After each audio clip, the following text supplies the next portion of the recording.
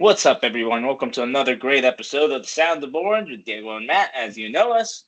And today we are talking about a topic, and this is a little biased, and yeah, we're gonna, toot our own horns a bit. Not gonna lie, Matt. I'm gonna tell people that I'm pretty great in this episode, and so are you. So, this today's episode will be attacking, or at least educating the public of why working with a personal trainer is very beneficial to anyone who starts training or needs help training, and why what we provide, what we do, kind of for our own clients, and hopefully that gives you more of an understanding of personal training. Now, Matt, when you think of personal training, what do you think of to start off?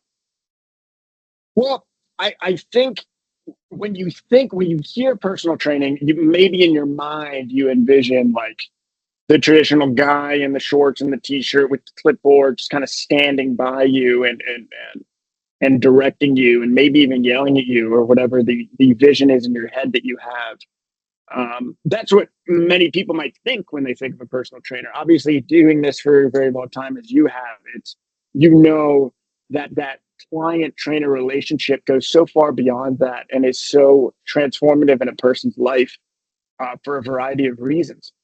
But when we think about like the trainer client relationship, what we really need to think about is that from this beginning part, it's just that objective feedback that we can't replicate ourselves. Like we can't lie to ourselves. I mean, we can lie to ourselves, but when you have that, I call it the third eye. It completely changes. We've spoken in the past about form on exercises, and we've spoken about exercise selection and the exercise. Like you're not gonna know what your body needs unless you have someone who's a professional be able to guide you and let you know exactly what your body needs, where your imbalances are, and then where the biggest blind spots may be. That's really what a trainer does, in addition to the accountability and the motivation and support. So it really is like I view a trainer like a Sherpa. They lead you up the mountain. They're the guide. They can't do the work for you.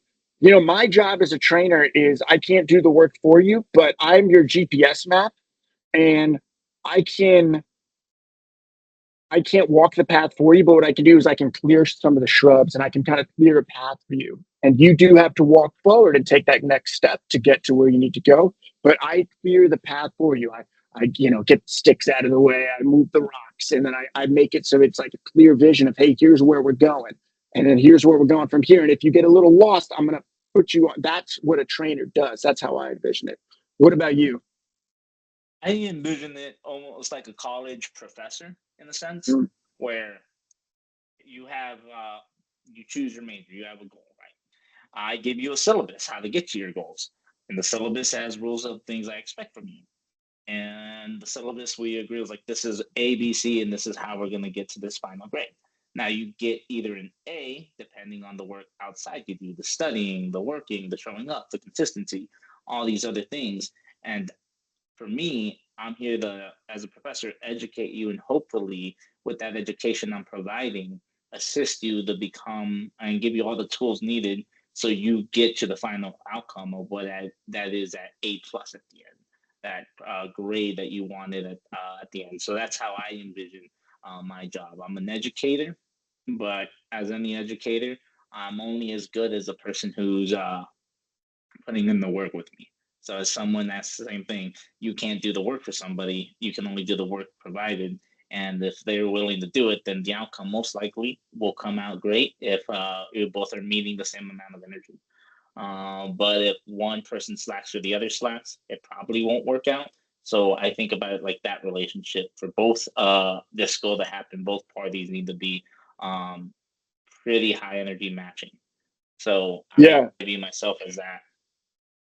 That's great. And listen, like it goes without saying, the compliance piece has to be there, meaning the client has to put in the work in order to get the results. But what the trainer does is, and a lot of the people we work with, they want efficiency. They want to compress time. So let's say I have X goal. I need to increase strength. I need to lose body fat. I need to reverse the effects of osteoporosis. I don't want to try and fail on these things myself and figure this out. I want to time compress it and get to it as quickly and as efficiently as possible. That is what the fitness professional does. Time compression makes it so, okay, and a lot of our clients, let's be honest, a lot of them want to know the why. And it's always important for your trainer to know the why. But some of them just want to turn the thinking off, Yeah. whether it's for 60 minutes or they just want to do it, and they just want to know, okay, I'm getting a really good workout with a plan in place. There's a plan there, and I can just turn the brain off and just do it and execute. And that, for a lot of people, especially like throughout their day, they got all this stuff, they got work. It's like, I don't need to figure out what workout I'm going to do. What am I, it's that, like, taking the thinking out of it for them, and then the execution, because it's not just because it's like, well, why can't I just get a program for online? Because if it was that easy, I would see a lot of people that are executing very well on exercises and they would look better, and they just don't, because there's so much more to it than that. So it's I guess what was my point here? My point is, it's just the execution of knowing what to do, and then having that person be able to time compress results so that it's to get to your goal as efficiently as possible. And if sometimes you don't even know what your goal is, but your trainer can help you kind of find that, and that might change over time. Maybe they come to you and they just want to be a little stronger, and then next thing you know, they want to compete in a high rocks competition, or the goal changes because this happened or a life event happened. Like, it can always change, and the trainer will help you strategize that. Yeah, and that, and as well as one of the things I'm finding more, I found out later in my career when I was doing this, is coaches, at least trainers slash coaches.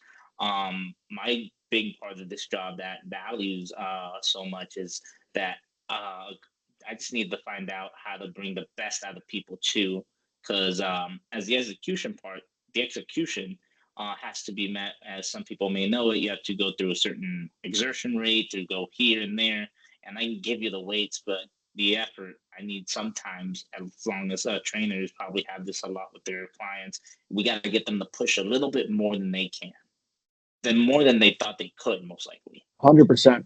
And that's how, as right now, as a coach, I'm learning, how can I bring out the best in you? Is it words? Is it a threat? Not kidding. I'm not threatening any of my clients. Let that be known. Very friendly. Even though they'll probably spam these comments saying I yell at them. I speak passionately. It's different. But that is what I'm learning right now, is one of the biggest values is just bringing out the best in them when they're in those sessions. So although yes, they're having their brains spin out, they really want to do. At least my clients, you might have this too. A good amount of them don't want to be there. A Yeah. good amount of them don't want to be there, and but they work with me because I keep them accountable. But when you have people who don't want to be there, that bring out the best in them, becomes my main bread and butter to do for that session. I was like, how do I get someone who's not interested in this to really give me a little bit more of what I'm asking for? My promise to everyone is, you will feel better when you leave than when you came in. And that's the goal. And that, a lot of that has to do with, good programming, obviously the good relationship that you have with your clients and with your coach. Also, that's another thing. I don't know if that was done on purpose, but we changed the term really in the last 10 years. We used to be called trainers. Now we're called coaches. And I think for the reason for that is because trainer, again, that connotation, it's just the training, where coach, it's so much more than just the X's and O's of the training. And, you have to, yeah, get the best out of your clients. Like, you brought up a good point.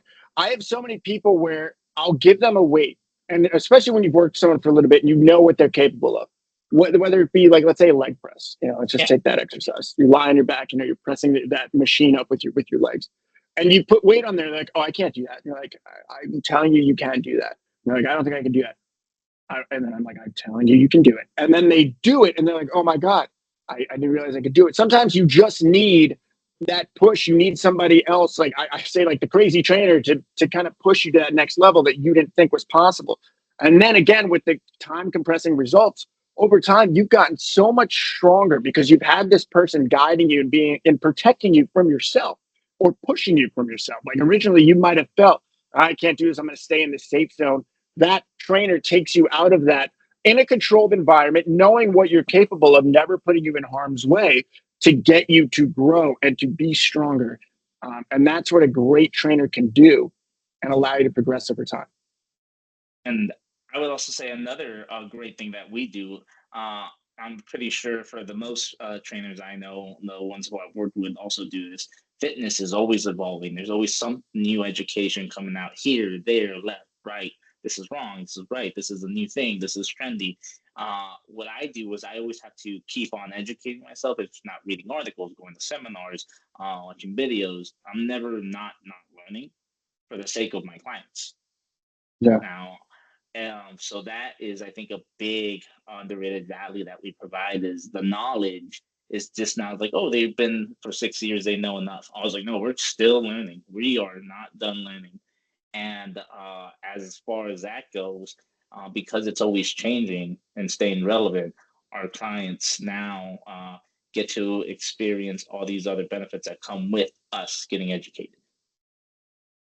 That's a great point. With us being educated, and the thing that's so different now than maybe 10, 15 years ago is it's like we used to be there to tell our clients what to do. And now we've gotten to a point where we tell them what not to do in the sense that they are so bombarded with like when I was growing up playing sports, I just assumed like everything my coach told me was right. And for the most part it was because I was getting one track and then I was sticking with it. Now they're being fed so much information from somebody. What do I do about this? I read about this. This person's doing this, and it creates this paralysis by analysis. And then they don't have a track to their phone. They're jumping on different bandwagons. They're doing this workout one week. They're doing this workout this. Doing this at 45, and then all of a sudden, and they're getting nowhere. Where it's like now, what we can do, and this is where a trainer, a coach is so important, is it blocks out the noise, and then it gives that person something to follow. And I guarantee you, and I've said this for years, and I'll say this to anybody: if you have two workout programs, workout A, workout B, let's say workout A is better on paper, but workout B you'll stick to, workout B is a better program. I don't care if workout A scientifically is better. If you'll stick to B, it's better. So what does that mean in context of a trainer? If you will stick to the program, you will get results from most programs. That's really the long and short of it. But you need that coach to keep you on because otherwise people are just jump like the stuff that they come in and ask me now. I'm like, where did you get that from? You know, it's like Yeah. we're constantly be like we're just trying to help people filter out the noise more Yeah. so than anything. Where in the beginning we were kind of bringing information to them. Now they almost have too much information at their fingertips, so it's kind of like filtering that out. So I'd say that right now is the role of a trainer to protect people Yeah, from 'cause that. there's a lot of things, especially on social media, that you'll see. Like one of the things you mentioned on one of our earlier episodes was plyometrics. Mm, And although, yes, plyometrics have great benefits for those who are using it, usually jumping and running are not a problem. The problem is either the mechanics or the prescription, the amount of. And because you see it on social media, like, oh, look at that guy jump. Sure, jumping is fine, but how much you're going to jump? I'm like, okay, now let's slow down since this is you going at it because you saw something cool on the video. This actually is what we would tell do not do it without us. And those are the things that, especially the things that we have to keep the noise down from everybody else, shelter them from all those cool things they see. So yeah, that's a really good point of bringing that up because it's just all over 24. It's all over my feed too.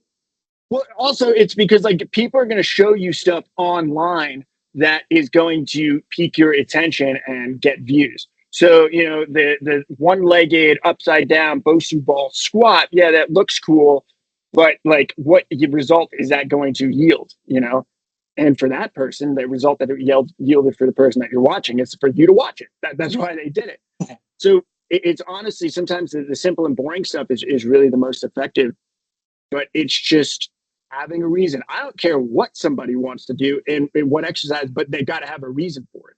You know, and I would tell like when I was managing trainers, I'd be like, I don't necessarily mind you programming things, but you better be able to explain to me why you have that in there because it's got to make sense for their client and it's got to make sense for their goals. And then again, our number one rule for a trainer is to do no harm. It's to make sure that we're keeping that person safe through that process. So, and now it's not just with movement execution, but it's really with like the information and the kind of all over the place nature of social media. Yeah. And the great benefits of that is the distinction we have. So now, not only do we become these people who keep you safe, but now we become things that keep you, because social media is all over the board of here and there. So now you got to talk about the other aspects that, as you said, we're a coach. We have so much going on in our title. So the other aspect would be the stressful factors of outside training. So now we Mhm. become therapists. Now we Yep. become dietitians. Now we become all these things that are hitting our clients during that session. And I think that's one of the great things that we have is usually if you've been in the field for a while, you're pretty quick to adjust on most clients that you get. If it's a new client, you'll be able to figure out how to find some common ground and create this relation.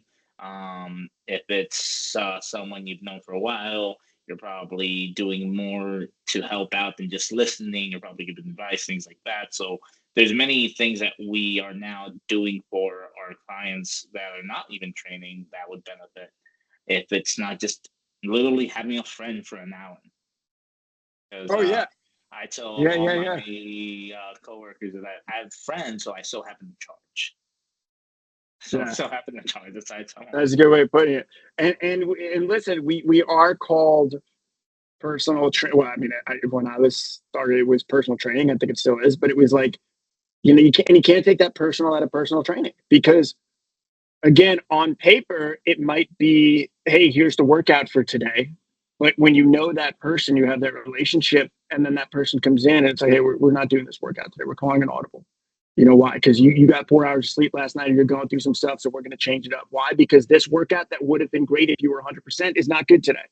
So we're going to change it up. We're going to do something a little Yeah. different, which is fun. We're going to do something just as effective, but Mm. it's not going to be this. You know when to call audibles, you know when to pivot. That person may not have known that themselves. So you just get some plan, some generic plan, and you like follow it. Like you don't know how to read those signals because they haven't done it for so long. You can't ever take the personal out of personal training. And that relationship that you will develop with your trainer, like your point, Diego, it goes so far beyond just the X's and O's of the exercise and exercise execution. Yes, that is the bread and butter of what we do. But beyond that, it's compliance and it's motivation and it's accountability. And it's really just transforming the person. Yeah. And one more thing I heard in that was modifying. I think that's also one very underrated thing of having the trainer. So not sacrificing the quality of the exercise. Most people think modifying, we're sacrificing something. We're like, oh wow, it's going to be much easier. I'm not going to get intensity. I'm probably not going to get any progress. But now because we're so at least pretty well off to handle these things, so when we modify, it doesn't really change the outcome of the session. I was like, hey, we were going to do this. We're going to modify to that. It's still going to give you everything we want, but it's going to be a little bit different of something you don't expect. Yeah, and like they say football is a game of inches. Like training is like that too. Like I had someone yesterday doing an exercise and they were like, "Can you see if I'm doing this right?"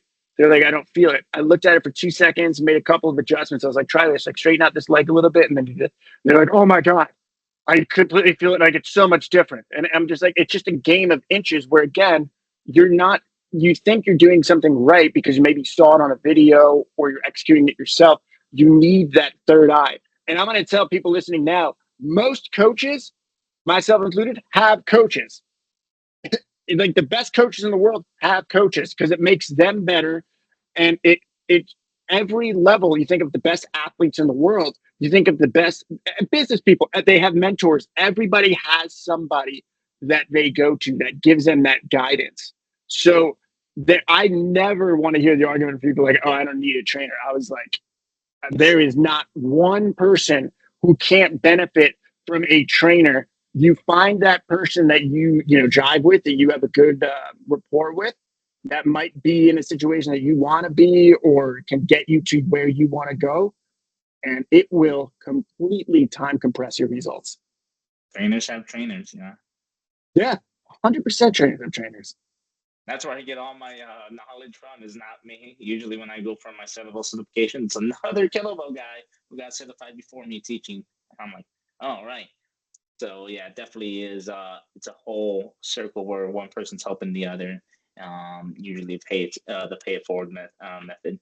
But yeah, so I think personal training itself is one of those um, a like AI you hear that taking over. I don't like. I think personal training is one of those things that will stand through the test Oh of yeah, not a chance. time. AI doesn't have a chance because I'm telling you, if it was like, I'll challenge everybody right Yeah, now. I'll say it. If they really think that everybody in 5 years should be great mobility, super strong, super fit, it should be no problem. But obviously, I don't think that's going to happen because there's so much more. yeah, It's not an information problem. yeah, It's not an information problem. So yeah, I mean, especially that in-person relationship that you have, and yeah. you're like, you can't replicate that. Like, not a So chance. yeah, so I think in personal training will stand the test of time for future generations mostly because it's just a community we just need when it comes to exercise so we can grow all over. But I think yeah, the best benefits of personal training is all those things, and now the only thing is learning of who is the trainer for you. Also, when you build up a relationship, it's always important to make sure you're comfortable training with your trainer. So I think that's probably the last bit of our beneficials. Like make sure when you're training or when you're going into personal training, if you're someone who's thinking about it, that first you it's okay to test the waters. If that person isn't for you, like if it was maybe not even their information, right? Their information could have been great. Maybe it's just their personality is not for you, or their methods aren't for you, or things like that. But make sure when you're working with a trainer, you always want to make sure you're comfortable first and foremost, and then from there on in, once you get that portion unlocked, sky's the limit. Yeah, I mean, so true. And listen, it's got to be a good fit, both ways. I mean, I know I've I've fired some clients, and just like it's not sometimes it's just not a good fit, and there might be somebody else that they could be just a better fit for, because we all have different backgrounds, we all have different styles. The longer you do this, you can become a kind of a chameleon. You can kind of do all different things, absolutely, but you definitely have your stuff that you are best at. Like, I'm not going to be, um, you know, necessarily like the long distance running coach, but I could help someone do it. But and we also refer.